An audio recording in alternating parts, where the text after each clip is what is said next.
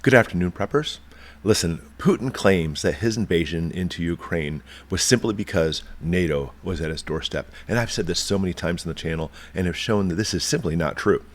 We'll talk a little bit about that in this video too, but there's far more. Because understand, there are many NATO countries already at his doorstep. Estonia, Latvia, Lithuania, Norway, even the United States. Recently, in the Bering Strait, some Russian citizens have been crossing over, coming to the United States so they don't actually have to fight in this war. It's not that he doesn't want NATO at his doorstep, because it's already there. He simply put doesn't want Ukraine part of NATO. But again, there's far more to it than this, and I really want you to stick through this video, and you'll see, because it literally may change your whole view on this war. Not to mention, it takes out a lot of the mysteries of this war too. There's a whole bunch of stuff going on here that, unless you put them together, you wouldn't see. So stick through this. We have a couple articles. The first one, Putin is set on a big war with NATO to bring back the Iron Curtain, says a top political scientist, and a new preemptive strike by February 24th. And they tell about in the article why February 24th. That's when all this started. And he has not made the goals that he actually had anticipated getting there much sooner, mind you. So we're looking at a huge, major conflict picking up, all-out war, possibly by the 24th of February. Putin set on a big war with NATO to try to bring back the Iron Curtain and is planning a new preemptive strike on Ukraine. Satellite photos are confirming this, showing his forces are building up fortifications. Putin aims to start by swallowing both Ukraine and Moldova, then subjugate Eastern Europe and restoring a Cold War-style Iron Curtain across the continent, according to this professor. I couldn't agree more. We must free ourselves of the illusion that this is a war between Russia and Ukraine from the leadership's point of view, in the Kremlin that is. They don't believe Ukraine actually exists. It's impossible to fight what doesn't exist. To them, Ukraine is really against the West. Putin truly believes that he's actually freeing Ukraine. In his warped mindset, and actually in his viewpoint, that's actually true, by the way, because you have to understand Ukraine and its independence. Now, don't get me wrong. I'm not saying Ukraine is some wonderland of freedom. Certainly far from it. So much corruption, so many problems. But it is an independent nation. You have to understand that, and that's not what we're arguing as far as the corruption. They are a free, I'm not saying they're free, but they're an independent country. So, independent and wanting to be part of NATO. Why does Putin even care about that? Again, it's not about being on the doorstep, but you have to understand that historically speaking, Russia has always had control over Ukraine, and that's what they've always stressed for, was control over Ukraine. They want control over the government, they want control over their grain, they want control over their power. And that's why we've seen during this war over the last year, there are specific things they've really focused on. One, controlling the grain, making sure it doesn't get out or it's used for Russian forces, or two, they would actually invade and take over a nuclear power plant, then set up strategic defenses around the power plant because they want their power.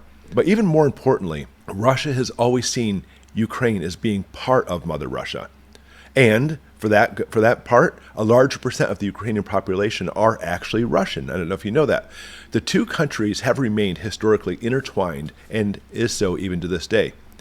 Now, granted, the majority of the Ukrainian population wants independence, but there is a large chunk of the population that remains Russian, that they actually want to be part of the Russian Empire. Most of this stems from the Holodomor, which simply means death by starvation. And I'm not sure if you're familiar with this, but definitely listen to this, because historically speaking, this is vitally important in understanding this concept. When the Russian Empire fell, Russian Revolution in 1917, Ukraine became independent. And they were happy with their independence until, well, just 1922, five years later, the Soviet Union started and gobbled up Ukraine as part of the USSR. Now, even at this point, Ukraine was very self-reliant. And the reason being is Ukraine has always been just like during this time, small villages, not much industry, tons of agriculture. In fact, producing grain was a huge thing, to the point where the Soviet Union looked at Ukraine as being the breadbasket of the Soviet Union. They're all about grain.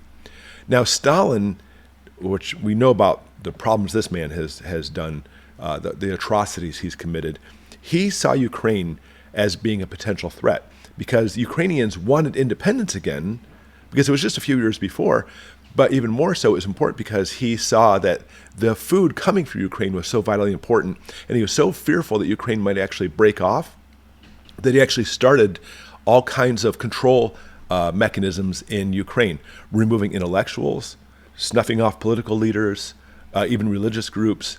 And simultaneously, he started a plan to actually start gaining control of farming Ukraine to be able to feed all the people throughout the Soviet Union. Because understand at that time, Industrial Revolution industry was skyrocketing in Russia, Soviet Union, and he needed to be able to feed them. And a lot of that grain and food came from Ukraine. So he took all the food from the Ukrainians, including from the farmers, fed the country. And at the same time, whenever there was actual excess grain, he would sell it to the West and use that money to further his industry. Okay? Of course, these are family farms in Russia or Ukraine. They're family farms. They've been family farms for generations and generations, as Stalin was trying to make it more of a socialistic, communistic era where it would actually make it so the state controls all the farms. And of course, the farmers resisted. Lots of them did, Ukrainian farmers. He called them kulaks, which simply means wealthy peasants. And he started this propaganda saying that all of these fat farmers weren't interested in the rest of Russia and Ukraine for that matter, and they were just sitting there eating all the food themselves. So he started exiling them, and even actually in a lot of cases put them in gulags, because you have to understand that when the farmers rose up, he would actually start setting over the top quotas they could never meet, by the way. And he would go through and send his police in to look for any type of grain that they actually might be hiding inside the farms and confiscate all of it. And the farmers, if they were caught with any grains at all, he would send them off to a minimum of 10 years in a gulag, even if they just literally had a handful of grain. Okay, to make matters worse, as he confiscated all this food, he also went in and confiscated other things from the farms too, like livestock. He literally sent all these Ukrainian farmers into starvation, which of course, remember, Ukrainian farmers, it's all small villages. You didn't have to be a farmer to start starving in those areas. Now, as they starved off, in desperation, the farmers would start to try to flee the country. So he actually set up an iron curtain. He started closing off the borders, making it so they could not flee out of there. He would send them back to the towns where literally they would starve to death. And those peasants would eat anything they could. There's reports of them eating mice, rotting flesh on the road, even cannibalism, all because they literally had zero food because Mother Russia, the Soviet Union, took it all. As the farmers died off, which a huge population died off, he sent in Russian citizens to occupy the farms. They took over, and now a huge part of Ukraine today are actually Russians. Russia, they're part of Russia by citizenry, okay? And that's what is standing today. Therefore, Putin continuously claims that Ukraine and Russia are actually one and the same. Russians, Ukrainians are one people. That's Putin saying that. He said, I believe that Russians and Ukrainians are one people, one nation, in fact. When these lands that are now at the core of Ukraine joined Russia, nobody thought of themselves as anything but Russians. That's what Russians wanted anyway. And Putin claims Ukraine is not a country at all. He says, Ukraine is not a real country, and Ukrainians are really just Russians. Putin's speech harked back to Russia's empire. The threat does not stop at Ukraine. Putin's lengthy speech justifying this dismemberment of Ukraine said much about him, but also contains chilling warnings for the rest of Europe. And European states must heed these warnings if they do not wish to be the next victims of the Russian president's imperial ambition. In his speech, Putin reached back far further than the Cold War to find his grievances. He stated clearly that the processes that led to Russia losing a territory a century ago must be reversed. Listen to this. The loss is not of the Soviet Union, but of the territory of the former Russian Empire. This is not just about Ukraine. The thing is, with Putin, he literally calls Ukraine a territory of the Russian Empire. That's how he sees it. He doesn't see it as being a separate entity. The problem is, there's many countries who were part of the Soviet Empire. Estonia, Latvia, Lithuania, they've all been a territory of the Soviet Republic.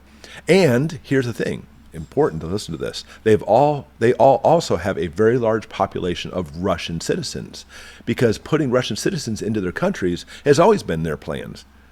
Therefore, adopting it and making it part of their own. And the thing is, if and when Putin finishes with Ukraine, and here's the problem, we can easily see who's next, because the next countries over are suddenly now countries that are on his doorstep as far as NATO goes. That's just a smokescreen and a lie. He literally wants to restore the Iron Curtain. Ukraine is not the end game for Putin. It's just the first step for his new Iron Curtain. And this is going to result in nothing less than World War III.